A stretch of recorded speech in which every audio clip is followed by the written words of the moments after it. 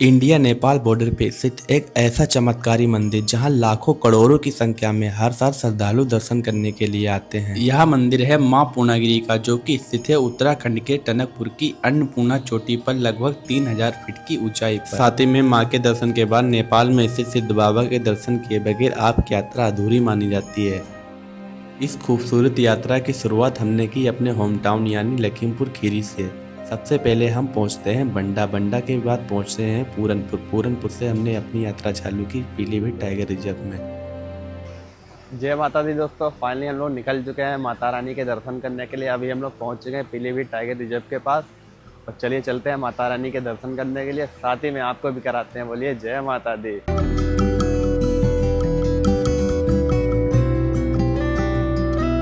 2 से ढाई घंटे ड्राइव करने के बाद हम पहुंच जाते हैं टनकपुर, जहां से हमारी मेन यात्रा माता श्री पूर्णागिरी धाम की चालू होती है। फाइनली दोस्तों हम लोग पहुंच चुके हैं टनकपुर और टनकपुर से अब जा रहे हैं सीधे माता रानी के दर्शन करने के लिए। आप लोग सामने जो सीधा रास्ता चला जाता है पिथौरागढ़ पंचायत पिथौरागढ़ और साथ ही में चंपावत के लिए चला जाता है, और सामने जो गेट आप लोग दिख रहा है वो चला जाता है माता रानी के दरबार के लिए। तो चलिए चलते हैं माता रानी के दर्शन करने के लिए। जय माता दी। टनकपुर से माता श्री पूर्णागिरी मंदिर की दूरी लमसम 20 से 21 किलोमीटर की है, जिसमें आप लोगों को मनमोहक कर देने वाले दृश्य देखने को मिलेंगे।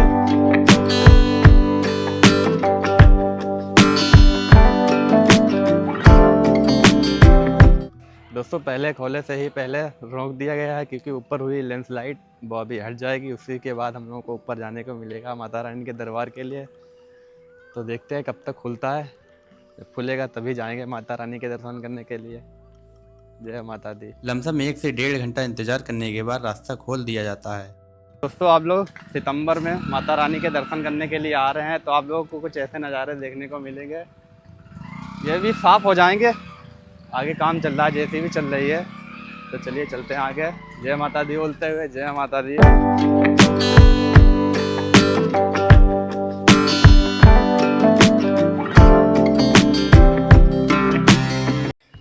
दोस्तों हम लोग पहले खोले के पास पहुंच चुके हैं और इस समय दोस्तों आप लोग देख सकते हैं बिल्कुल ही खाली पड़ा है। यहाँ पर दोस्तों भंडारे चलते रहते हैं और बहुत बढ़िया इस टाइम लगता है।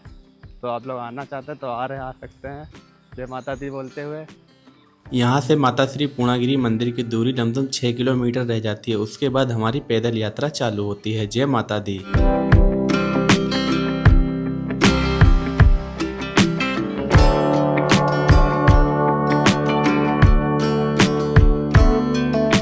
फाइनली दोस्तों माता रानी के दरबार पे पहुंच गए हैं। अब यहाँ से हम लोगों की पैदल यात्रा चालू होगी, जो कि लमसम 3 किलोमीटर की होगी और ये पूरा रास्ता रहने वाला है सीढ़ियों का। तो चलिए जय माता दी बोलते हुए यात्रा चालू करते समय आप लोगों को भैरव बाबा का मंदिर दिखेगा। तो आप देख सकते हैं वापसी में बाबा भैरवनाथ के भी दर्शन करेंगे। सबसे पहले करेंगे माता रानी के दर्शन।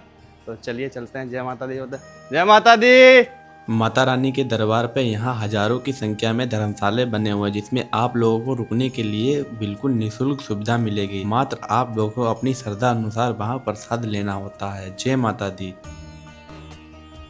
दोस्तों लमसम 500 मीटर आगे आने के बाद आप लोगों को 2 द्वार दिखेंगे। एक ही जो सीढ़ियों वाला रास्ता है, ये बिगे सीढ़ियों वाला रास्ता है। तो हम लोग जा रहे हैं दोस्तों सीढ़ियों वाले रास्ते से, क्योंकि उधर बंदर काफ़ी हैं और प्रसाद भी है साथ में।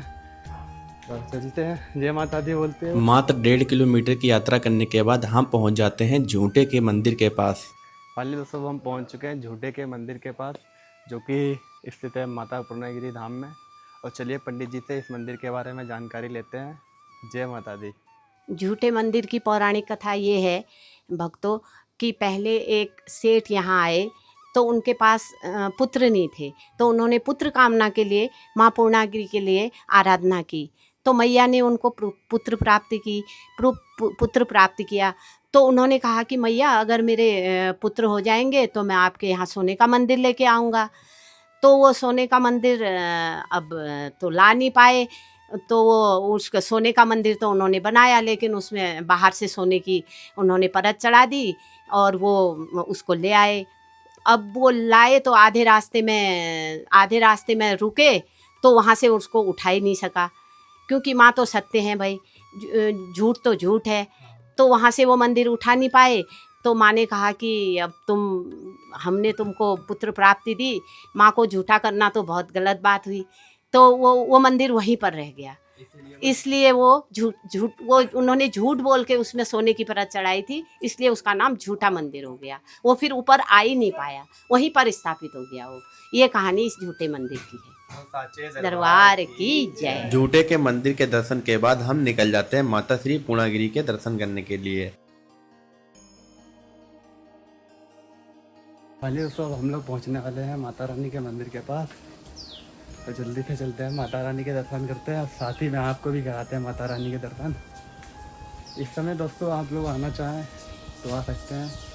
हमें तो भाई इसी समय आना पसंद होता है। वैसे मेले के टाइम भी हम आते हैं, लेकिन हमें सबसे बढ़िया यही टाइम लगता है, क्योंकि इस टाइम ज़्यादा भीड़ भाड़ भी नहीं होती है और अलग ही आपको नज़ारे देखने को मिलते हैं माता रानी के दरबार के। बोलो वरुण भाई, जय माता दी। जय माता दी। तो माता रानी के दरबार पे पहुंच चुके हैं, बहुत बढ़िया दर्शन हुए हैं।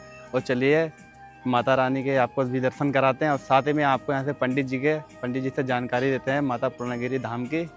बोल सांचे दरबार की जय। ये हमारी माता रानी जो है, परापुस्त से हमारे पितरों के द्वारा हमको यहाँ इन्होंने एक ज्योति के रूप में दर्शन दिया था। तो हमारे पितृ फिर यहाँ से पर्वतों के ये घास फूस को काटते हुए रास्ता बनाते हुए यहाँ पहुँचे, तो माता रानी की नाभि मिली। तो तब से माता रानी की हम आराधना 2 कौम करती हैं, पांडे और तिवारी। तो दोनों हम माता रानी की आराधना करते हैं। और माता रानी नाभि यहाँ माता रानी की गिरी थी।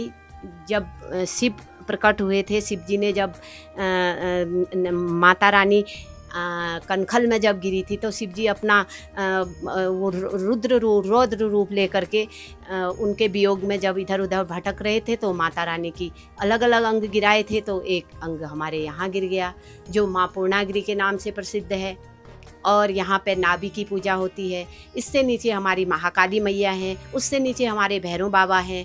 तो सभी जितने भी महान भाव आते हैं, उनकी सभी मनोकामनाओं को हमारी माता रानी पूर्ण करती हैं।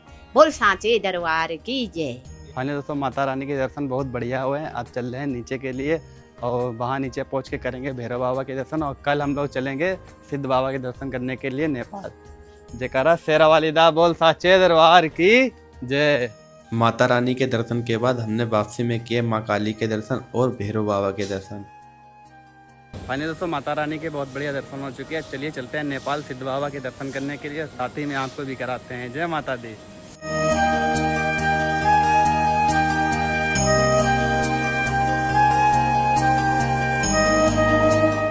फाइनली दोस्तों हम पहुंच चुके हैं नेपाल के सिद्ध बाबा के मंदिर पे, और चलिए दर्शन करते हैं, साथ ही में आपको दर्शन कराते हैं।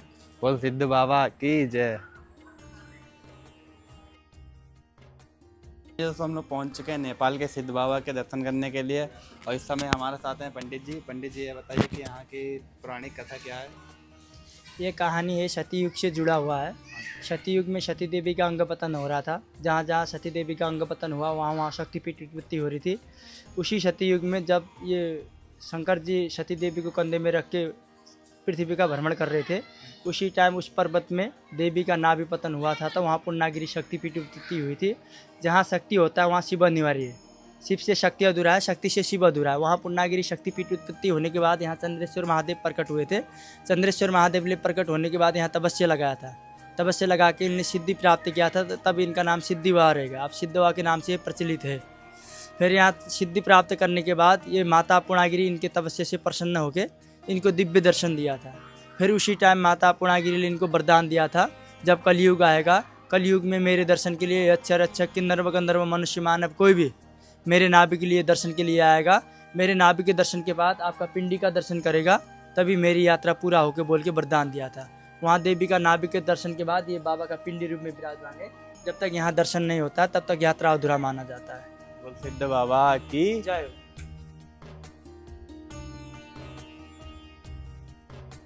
आइए दोस्तों, आप सभी भाइयों को ये वीडियो पसंद आई है तो एक कमेंट जय माता दी जरूर लिख दीजिए। और मिलते हैं एक नई वीडियो के साथ में। जय माता दी।